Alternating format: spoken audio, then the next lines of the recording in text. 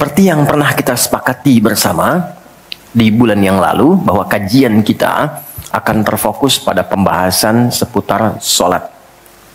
Saya sudah buatkan kurikulumnya untuk sepanjang kajian ke depan, sehingga tahu apa yang mau dibahas, materinya sampai dengan waktunya. Mungkin nanti saya akan koordinasi dengan Mas Dimas atau dari musyawarah, kirimkan email. Saya nanti kirimkan baik dari materi pokoknya, schedule-nya apa yang mau dibahas di pekan keberapa, sampai dengan mungkin dasar PowerPoint-nya. Ada saya buatkan beberapa jadi PowerPoint. Baik, teman-teman sekalian, kenapa bahasan sholat menjadi penting? Ya, ini dulu. Dan menjadi bagian yang paling mendapatkan perhatian tinggi dalam Islam, baik di Al-Quran ataupun di hadis-hadis Nabi Sallallahu Alaihi Wasallam. Semua Nabi itu menerima wahyunya di bumi. Rata-rata semua di bumi. Musa yang viral di Bukit Tur Sina, kan? Kemudian Isa alaihissalam di dekat pohon tin zaitun wilayah Palestina. Demikian Nabi Daud dan seterusnya. Tapi untuk mendapatkan satu ibadah berupa salat khusus bagi Nabi Muhammad sallallahu alaihi wasallam, tempatnya spesial. Inda sidratil muntaha, indaha jannatul ma'wa. Nerimanya langsung di dekat surga, di Sidratil Muntaha. Itu kan oleh-oleh yang Isra Mi'raj itu kan, mendapatkan sholat. Kalau Anda mau lacak referensinya, bisa ditemukan di hadis Muslim tentang peristiwa ini, yang akhirnya mendapatkan sholat. Subtopik yang nomor 1, kitab pertama, Kitabul Iman. Nomor 1, subtopiknya nomor 74, Babul Isra bi Rasulillah sallallahu alaihi wasallam ila samawati wa fadlis salat. Pembahasan tentang Isra'nya Nabi sallallahu alaihi wasallam sampai di langit dan mendapatkan keutamaan salat. Hadisnya nomor 162. Riwayatnya Imam Muslim. Imam Muslim menerima dari Syaiban bin Zarukh. Syaiban bin Zarukh menerima dari Hamad bin Salamah. Hamad bin Salamah menerima dari Thabit al-Bunani. Thabit al-Bunani menerima dari Anas bin Malik radhiyallahu taala anhu. Beliau menerima dari Nabi sallallahu alaihi wasallam. Lengkap rinci peristiwa singkatnya mendapatkan salat. Dan salat menjadi pokok penentu amalan lain. Jadi kalau benar salatnya, benar hajinya. Benar salatnya, benar zakatnya. Benar salatnya, benar interaksi dengan Qur'annya, dan benar salatnya itu pasti baik hisabnya. Maka turun hadis spesifik yang banyak dihafal oleh para ahli hadis, jadi pegangan hidup sampai akhirat. Inna awwala ma yuhasabu bihi al-'abdu yaumal qiyamati as-shalah. Amal pertama yang akan dihisab di hari kiamat adalah salatnya. Idza salahat salaha sa'iru amali. Kalau baik-baik semua amalnya, indikasinya dari salat. Wa idza fasadat fasada sa'iru amali. Kalau salatnya nggak bagus, pasti ada pengaruh ke amalan lain. Dan itu sangat menentukan. Baik. Kenapa salat? Ada apa di balik salat?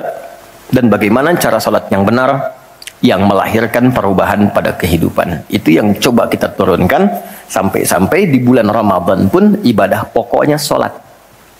Kan? Ibadah pokoknya salat loh. Sampai Nabi mengatakan, man qama ramadhana imanan wa ihtisaban ghufira lahu ma taqaddama min dzambi. Spesial untuk Ramadan, orang yang salatnya benar khusus di Ramadan, di malam harinya yang kita kenal dengan tarawih, kalau benar salatnya dan ada getaran pada jiwanya, lalu dia berdoa spesifik, maka yang pertama Allah berikan mengampuni semua dosa yang pernah ia kerjakan selama hidupnya. Dan itu nggak main-main. Artinya merubah dia menjadi lebih baik. Itu salat. Karena itu kenapa ada tambahan di Ramadan spesifik untuk meningkatkan salat tarawih. Berarti ada sesuatu yang sangat penting. Yuk kita mulai. Pertama kita akan bahas dari segi nama. Ya? Kedua, kita akan bahas dari segi fungsi atau hikmah atau manfaat. Baru kemudian yang ketiga kita masuk kepada persoalan teknis penunaiannya, baik bacaan, cara, makna. Kita belajar dari mulai menunaikan, bacaannya apa, maksud dari itu apa. Ya. Baik, kita mulai cepat. Salat. Apa itu salat? Doa. Apalagi? Kenapa doa disebut sholat? Kenapa nggak disebut doa aja? Apa itu sholat? Doa. Apa itu doa? Sholat. Oke, yuk kita urutkan dari segi katanya dulu. As-shalah, kurang lebih begini. Nanti ada versinya, ada yang pakai waw, itu ujungnya nanti kembali ke alif. Ini ya. Teman-teman, sholat itu seakar dengan kata silah. Silatun. Seakar verbnya, kata kerjanya dengan kata wassala. Wusul. Silah dalam bahasa Arab artinya sesuatu yang terhubung kuat, sehingga dengan erat dan kuatnya ini sulit dilepaskan. Pernah dengar silaturahmi? Ya kan? Kenapa disebut dengan silaturahmi? Karena ada hubungan perhatian kasih yang dalam, sehingga dimanapun dia masih tersambung untuk memperhatikan. Jadi silaturahmi itu bukan begini, bukan Anda kumpul, menyapa di teman yang hadir. Itu bukan silaturahim. Anda menyapa orangnya ada, wajar, orangnya masih ada. Tapi ketika Anda pulang, Anda mendoakan dan support pada kebaikan, itulah silah namanya. Nah, hubungan yang melatih kita supaya terus terhubung dengan Allah, sehingga tak terpisahkan pengawasan Allah kepada kita, perlindungan Allah kepada kita, pemberian Allah kepada kita di setiap waktu dan tempat dimanapun, itu dinamakan dengan sholat namanya.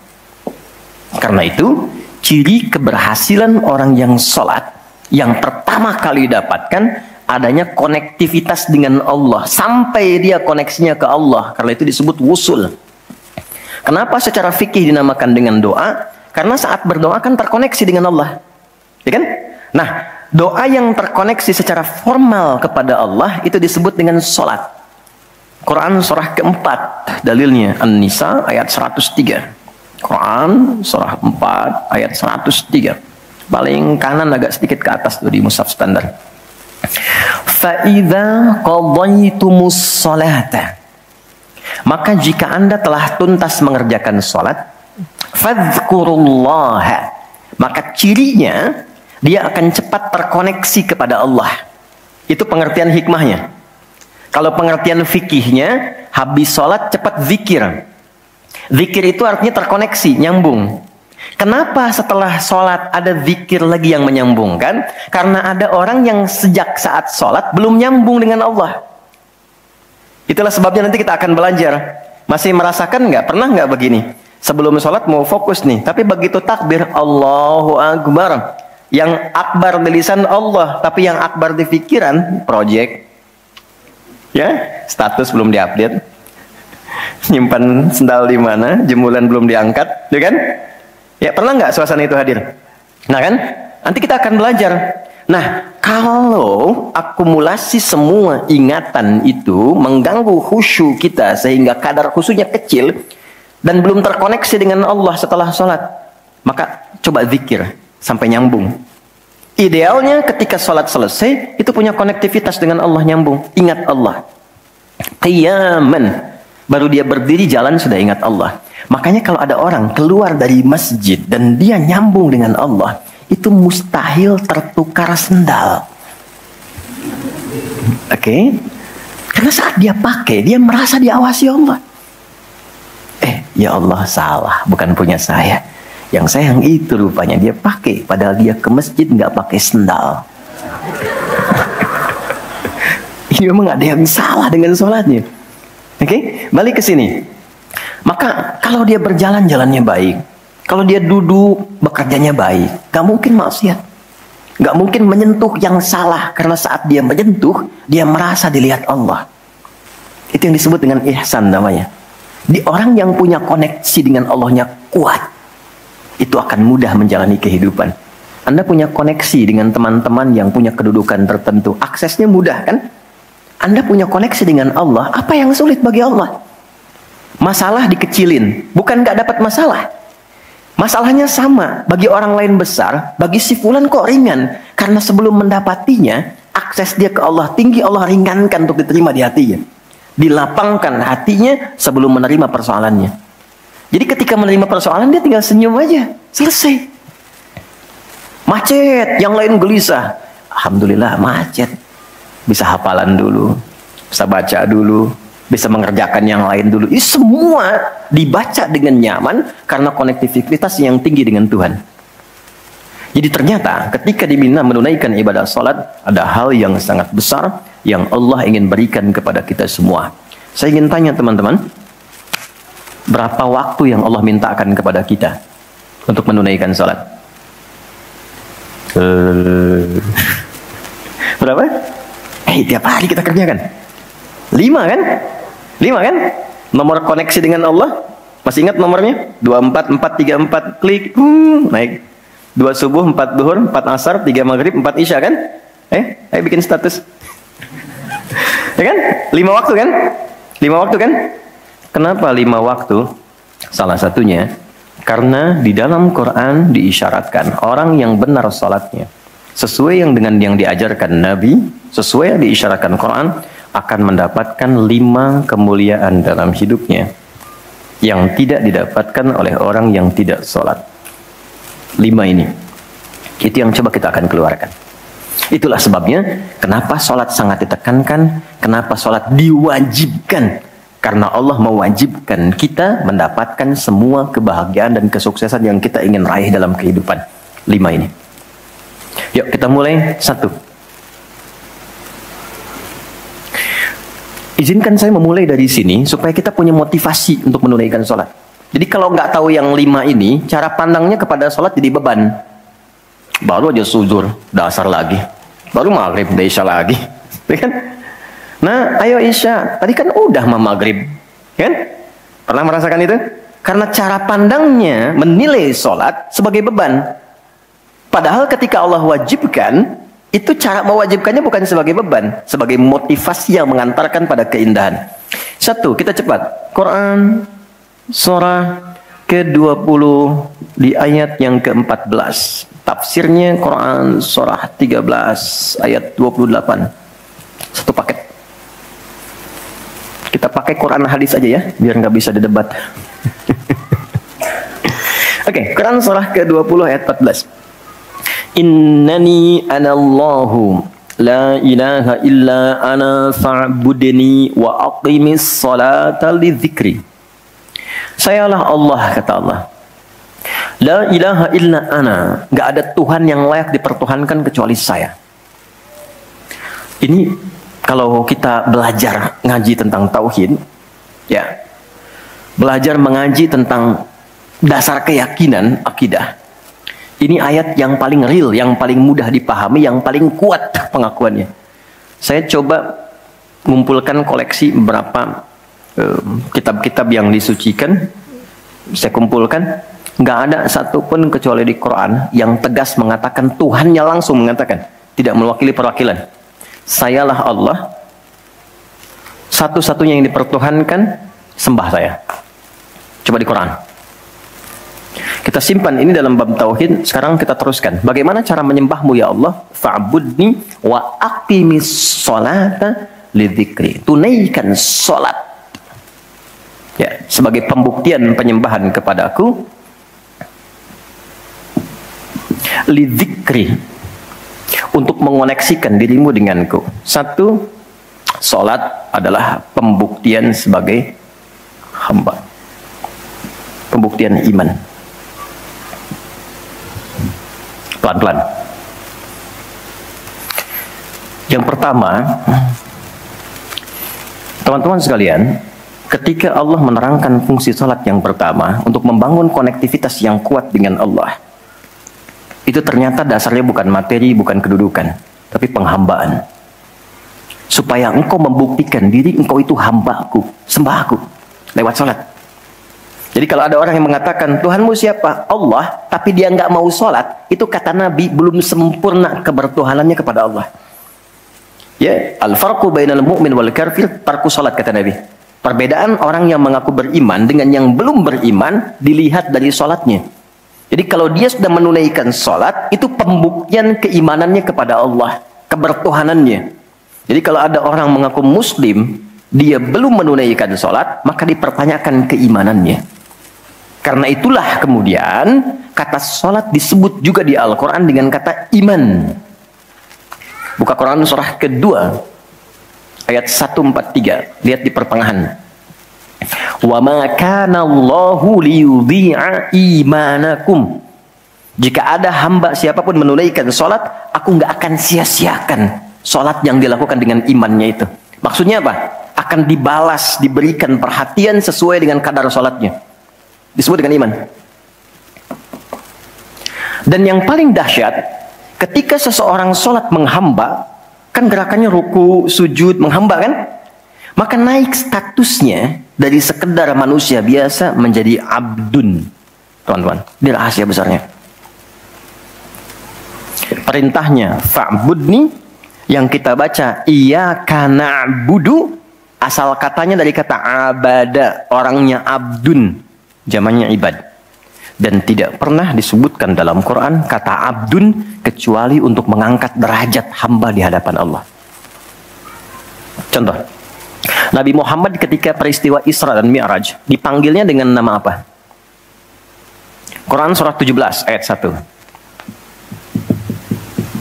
Subhanalladzi asra bi'abdihi. Tidak disebut nabi, tidak disebut rasul, tapi abdun. Nabi Sulaiman ketika diberikan kekuasaan besar, punya kedudukan yang hebat sampai menundukkan awan. Ya, sebelum Songgohan punya awan kinton, Nabi Sulaiman sudah punya duluan. Suzuki Yatanabe tahun 96 kan, bikin komiknya. Saya nggak terlalu baca itu atau tonton, tapi saya tahu. Itu awan ditundukkan, angin bolak-balik. Ketika mendapatkan kedudukan itu, sifat yang disebutkan abdun, bukan nabi, bukan rasul. Quran surah 38 ayat 30. Wa wahabna li Dawud Sulaiman ni'mal abdu. Oke, Nabi Zakaria alaihissalam ketika akan diangkat statusnya dari suami menjadi ayah dan sudah berharap tinggi, dikabulkan, naik status, diberikan anugerah, disebutnya dengan abdun. Quran surah 19 di ayat yang kedua. Zikra rahmati rabbika abdahu Zakaria. Nabi Nuh diangkat status memimpin kelompok generasi manusia setelah Nabi Adam, naik ke kapal, jadi pemimpin besar. Begitu diangkat, yang disebut statusnya abdun. Quran surah 17 ayat 3. Innahu kana abdan syakura. Kenapa disebutkan abdun? Abdun itu sifat penghambaan. Semakin tinggi ibadahnya, semakin tinggi pendekatannya ke Allah, semakin diangkat. Jadi dengan Allah itu, karena Allah Khalik, kita makhluk. Laisa kamitslihi syai', enggak sama sifatnya. Jadi kalau ke Allah itu jangan terlalu ngangkat. Kalau tinggi direndahkan, kalau rendah ditinggikan. Karena itu kenapa saat sholat kita merendah supaya ditinggikan. Itu poinnya. Jelas ya? Itulah sebabnya kenapa Nabi dijamin surga, turun surah Al-Kautsar itu, satu-satunya Nabi yang sebelum wafat turun surganya. Rasulullah. Dengan turunnya surah Al-Kautsar. Kenapa? Salah satunya karena ibadahnya. Coba lihat kesaksian Sayyidah Aisyah itu di Al-Bukhari nomor hadis 1147. Kedatangan tabi'in namanya Abu Salamah bin Abdurrahman, tanya bagaimana sholat malamnya Nabi. Kata Sayyidah Aisyah, jangan ditanya panjang dan khusyuknya, panjang dan bagusnya. Beliau memang sholatnya 4 rakaat di awal, tapi jangan tanya panjang dan bagusnya. Beberapa sahabat dulu pernah pengen tahu, penasaran. Diikuti sholat di belakang Nabi, ternyata rakaat pertamanya dikira Al-Baqarah 100 ayat akan ruku, ternyata disambungkan ke 286 ayat sampai selesai. Dikira setelah selesai akan ruku, ternyata Alif Lam Mim lagi, Ali Imran sampai selesai 200 ayat. Dikira ternyata setelah La'alakum Tuflihun 200 ayat Ali Imran akan ruku, nyambung An-Nisa 176 ayat. Baru kemudian ruku setelah 5 juz 4 halaman. Ruku. Besoknya orang-orang ini nggak ikutan lagi. Udah. Lain memang levelnya. Salam. Tersentuh kaki Nabi itu dengan tangan Sayyidah Aisyah. Ini menunjukkan sederhana kehidupannya. Bayangkan kan, suami sholat, istri tidur, nyentuh bagian kaki. Kira-kira tidurnya alasnya di mana tuh? Nabi besar loh, ahli surga, hebat, pemimpin besar, kehidupan demikian. Tapi kalau sedang beramal kaya, sodakoh kaya, sholat kaya, kakinya bengkak. Kata Sayyidah Aisyah, Kenapa begini ya Rasulullah? Alam takun madmuna, alam takun ma'suma. Engkau kan dijamin surga, surahnya sudah turun. Engkau dijaga dari kesalahan, maksum. Jawabannya ringan sekali. Afala akunu abdan syakura, abdun. Apa nggak boleh aku menjadi hamba yang bersyukur? Ternyata syukur itu kalau dulu para nabi itu pakai ibadah. Jadi kalau dapat nikmat nih teman-teman, ini rahasia hari ini ya. Di antara kita saja ya. Sekarang saya nggak bagi di yang lain nih, cuma di sini nih. Ya. Para nabi itu, kalau mereka dapat nikmat apapun, itu yang dilakukan syukur. Dan syukurnya lewat ibadah. Contoh, biasa kan suka hadir ulang tahun ya. Masuk ulang tahun kesekian. Nabi tiba-tiba hari Senin puasa. Ditanya oleh sahabat, ya Rasulullah kenapa puasa? Kata Nabi, ini hari lahirku. Jadi mensyukuri nikmat kelahiran dari waktu yang telah berjalan, itu pakai ibadah. Begitu dapat anugerah surga, turun Al-Kautsar, malah diminta ibadah oleh Allah. Inna a'tainakal. Setelah itu apa? Fasholli li rabbika. Tingkatkan sholat, tambahkan amal lewat harta. Jadi jaminan surga itu bukan menghentikan amal soleh. Anda sukses dengan pekerjaan, bukan berarti menjadikan hubungan Anda terputus dengan Allah. Yang paling aneh kan Allah udah ngasih rezeki banyak, kok dipakai maksiat hasilnya? Allah kasih Anda minta, Allah kasih. Tapi begitu dikasih, kenapa dipakai untuk mabuk? Kenapa dipakai untuk maksiat? Kenapa dipakai untuk membeli sesuatu yang Allah nggak sukai? Kan ada perjuangan mendapatkan itu. Makanya dibalik caranya, ketika Anda menghamba, menunduk, Allah mengangkat. Tapi kalau Anda mengangkat, Allah turunkan serendah-rendahnya. Ini rumus pertama. Jadi ternyata ketika kita diminta menghamba dalam sholat, itu adalah jembatan pertama bagi Allah untuk mengangkat kita dengan derajat tertinggi. Paham? Oke, satu. Jadi kalau ke anak-anak begini kalau tanya, Mah kenapa sih harus sholat? Supaya kamu jadi hebat. Gitu. Kok bisa? Lihat Umar. Sebelum sholat, orang biasa. Kerjanya begini, cuman jalan-jalan, mabuk dan sebagainya. Tapi setelah sholat, dia jadi pemimpin yang sangat hebat. Dia hafal sekian bahasa. Dia dirikan sekolah-sekolah. Pemikirannya hebat, tangguh orangnya. Di mana-mana dikagumi. Itu. Kalau ada karyawan Anda bertanya, kenapa Pak harus sholat? Supaya kita makin sukses proyeknya. Makin banyak omsetnya. Coba lihat Abdurrahman bin Auf. Bukankah sebelum dia sholat dia kaya tapi biasa, malah hilang kekayaannya. Tapi setelah dia sholat dan dia praktekkan makna-makna dalam sholat, meningkat level kekayaannya sampai yang ketiga tertinggi. Dari kaya banget, kebangetan kayanya. Tuh, kapaknya terbuat dari emas kan? Abdurrahman bin Auf itu setelah sholat, itu viral sekali kisahnya ya. Jadi ini bagian pertama. Jadi ketika ada panggilan hayya 'alas shalah atau sejak Allahu Akbar, rasakan panggilan itu ingin mengangkat derajat kita. Jadi kalau panggilan sholat itu dipahami sebagai hanya tuntutan ibadah, nanti jadi beban. Allahu Akbar, masih ngantuk ya Allah. Tapi ketika Anda sudah merencanakan, kan malamnya kita bikin kurikulum, kan kegiatan kita tuh nyambung. Malamnya istighfar, menyiapkan kurikulum untuk besok. Istighfar itu mengoreksi yang belum bagus apa hari sebelumnya. Katanya pengen ke surga, surganya Firdaus, tapi sholatnya masih bolong-bolong. Baca Quran belum maksimal, sedekah belum ada. Kita koreksi besok direncanakan. Saya pengen sholat di tempat ini. Besoknya saya akan misalnya mengerjakan ini, capaiannya ini. Bikin kurikulum A sampai Z. Begitu kita bangun tidur, dipanggil Allahu Akbar, Allahu Akbar. Yang kita siapkan itu tadi rencana, dibawa menghadap Allah, minta kemudahan, minta perlindungan, minta pengangkatan. Makanya kenapa sholatnya disebut subuh dari kata asbah, sesuatu yang sudah siap dengan rencana. Wasubhi idza tanaffas, Quran surah 81 ayat 18. Di orang Islam itu bangun dari tidur, dia sudah punya rencana yang mau dia siapkan ke depan apa. Jadi nggak ada ceritanya ke depan bingung. Jam 7 mau kerjakan apa, 9 ada di mana. Rencana itu dibawa menghadap Allah. Dalam sholatlah kita mintakan kemudahan. Itulah pengantar pengangkat derajat. Jadi ketika azan berbunyi kalimatnya Allahu Akbar, Allahu Akbar. Ini peluang saya. Jelas? Halo, jelas? Alhamdulillah. 2, masih di sini. 2. Wa aqimis salata lidzikri, tunaikan salat untuk mengingatku. Apa manfaat zikir? Apa manfaat zikir? Kembali ke Quran surah 13 ayat 28. Ala bidzikrillahi tatmainnul qulub. Yakin, ala itu harful ikhbar wa taukid, huruf yang berfungsi menginformasikan dan menegaskan. Kata Allah, yakinkan pada jiwamu, semakin banyak engkau berzikir, dampaknya semakin tenang hatimu. Jadi kalau sedang gelisah, zikir, bukan update status.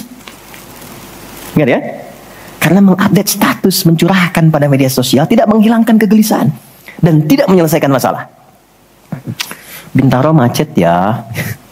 Apa dengan dibuat macet selesai? Tidak. Nggak nyangka ya dia seperti itu. Nyangka. Ketika ada orang mengatakan nggak nyangka, sedang nyangka dia tuh. Dan tidak selesai masalahnya. Apa kata Quran? Jika Anda sedang gelisah, optimalkan zikir. Apa itu zikir? Semua jenis kegiatan yang menyambungkan kita dengan Allah. Misal, doa. Doa itu di Quran disebut zikir. Quran surah 7 ayat 205. Wadhkur rabbaka fi nafsika tadarruan wa khifatan wa dunal jahri minal qaul. Kalau Anda sedang gelisah banyak persoalan, alih-alih mengeluh, angkat tanganmu minta kepadaku. Bukankah saat berdoa menjadi semakin tenang? Solusi belum datang, tapi hati lebih tenang kan? Dan jiwa yang tenang itu melahirkan pemikiran yang gemilang, hasil yang cemerlang. Jadi begitu kita lebih tenang, lebih mudah menanti solusi. Anak belum pulang, doa. Besok ada ujian, doa. Ada proyek mau dilakukan, kita gelisah, doa. Itu fitrah. Quran itu disebut zikir. Quran surah ke-15 ayat 9. Inna nahnu nazzalna dzikra wa inna lahu lahafizun. Kalau sedang gelisah, masalahnya kompleks, ambil wudu, ambil mushaf, buka. Itu baru pegang mushaf, baru buka. Dampaknya ke hati itu kuat. Begitu Anda baca dengan suasana yang tenang, nyaman ke jiwa. Yang paling dahsyat kadang-kadang dibuka mushafnya, acak keluar ayatnya sesuai dengan masalah kita. Tuh. Itu Quran. Ya. Apalagi kalimat thayyibah. Subhanallah, alhamdulillah, Allahu akbar, masya Allah, astagfirullah. Itu zikir. Quran surah 4 ayat 103. Fa idza qadaytumus salata fadhkurullaha. Makanya ketika Anda mendapatkan nikmat, alhamdulillah, hati lebih tenang. Tidak menggunakan nikmat dengan hal-hal yang tidak positif. Ada sesuatu, astagfirullah. Ada keluhan, ya Allah. Lebih tenang. Akumulasi semua bentuk zikir itu ada dalam salat. Di salat ada subhanallah? Ada. Ya. Di salat ada alhamdulillah? Ada. Di salat ada Allahu akbar? Dibuka dengan takbir. Di salat ada Quran? Ada. Al-Fatihah, Quran. Kita salat baca Quran. Apa lagi? Apakah di salat kita kemudian membaca kalimat thayyibah? Baca. Berdoa? Iya, isinya semua doa. Maka ketika semua jenis zikir dikumpulkan, itu berubah menjadi salat. Dan kalau satu zikir saja membuat tenang, apalagi salat. Makanya salat itu jangankan ibadahnya, tempatnya saja bikin tenang. Coba teman-teman, ikhwan ya. Anda ada masalah nih di kantor, mampir ke masjid. Itu buka pintu masjid baru masuk, sudah tenang. Enak. Makanya saya sering katakan, sering share dengan beberapa kawan, Anda kalau sedang kerja, coba pulangnya jangan langsung ke rumah. Mampir ke masjid dulu. Yang terdekat ya dengan rumah. Yang terdekat. Mampir ke masjid, sholat 2 rakaat. Di situ sampaikan, ya Allah, aku telah berikhtiar seperti apa yang telah Engkau perintahkan. Dan aku bertawakal akan rezeki yang telah Engkau tetapkan. Itu begitu Anda selesai berdoa pulang, yang dibawa ke rumah aura masjid bukan aura kantor. Dan istri, anak-anak di rumah mendapatkan ketenangan yang sempurna. Jadi nerima antum itu terima dalam keadaan yang penuh dengan ketenangan. Jadi ketika menyambut anak, ayah, papa, papi, buya, antumnya tuh udah enak nerimanya. Coba kalau nggak percaya, rasakan itu. Ke masjid tuh beda. Dibanding rumah sendiri, rumah Allah lebih tenang kan? Itu baru tempatnya. Dan puncaknya Ka'bah yang menjadi kiblat. Itu ada di Quran surah kedua ayat 125. Wa idh ja'alnal baita mathabatan linnasi wa amna. Dan pelajari, pahami, renungi. Ketika aku tetapkan dengan keagunganku, Ka'bah pusat ibadah yang menenangkan. Sebanyak apapun Anda punya kesulitan, depan Ka'bah itu ngalir air mata, tenang aja. Gitu. Pancarannya masjid. Ya. Masya Allah ya. Nah, amalannya sholat. Jadi ambil suasana itu, bawa ke dalam diri kita untuk menghasilkan apa yang kita harapkan. Yang kedua, di intinya kalau sedang tidak tenang, gelisah, ada persoalan, atau bahkan ya, untuk menentukan satu urusan. Kalau Anda bingung, merasa ada saingan yang tidak sehat, merasa ada orang-orang yang mungkin mengganggu, lakukan sholat sebelum berangkat. Tahu Imam Al-Bukhari ya? Beliau menulis Sahih Al-Bukhari kan? Itu sebelum menulis setiap satu hadis, sholat 2 rakaat. Kalau tenang, baru dituliskan. Tidak tenang, beliau sholat kembali. Ditulis di Masjidil Haram, diselesaikan di Masjid Nabawi. Itulah sholat. Makanya semua nabi yang pernah bertugas di bumi, itu sholat. Dan kita yang paling sempurna caranya. Nabi Isa, Yesus, sholat. Quran surah 19, ayat 31. Sampai 33-nya. Wa ausani bis sholah. Allah mewasiatkan padaku untuk sholat. Nabi Zakaria, sholat. Quran surah ketiga. Ayat 39. Fanadatul malaikatu wa huwa qa'imun yusalli fil mihrab. Salat. Nabi Ismail, kakek Nabi ke-29, bahkan meminta keluarganya disiplin salat. Quran surah 19, Maryam ayat 55. Wa kana ya'muru ahlahu bis shalah. Jadi kalau kita urutkan dari awal sampai ke Nabi Muhammad sallallahu alaihi wasallam, atau kita tarik mundur dari Nabi Muhammad ke Nabi Adam alaihissalam, tidak ada satupun nabi yang bertugas di bumi kecuali mereka salat.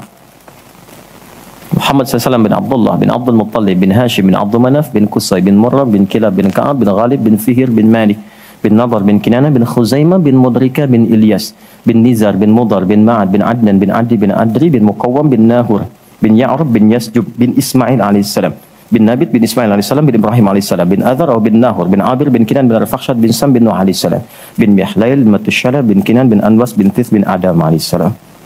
Semua tersambung. Ayo ulangi. Semua sholat. Oke? 3. Quran surah 29 ayat 45. Sholat bila dikerjakan dengan benar akan merubah pelakunya menjadi lebih baik. Secara singkatnya, sholat mendidik kita menjadi pribadi yang baik.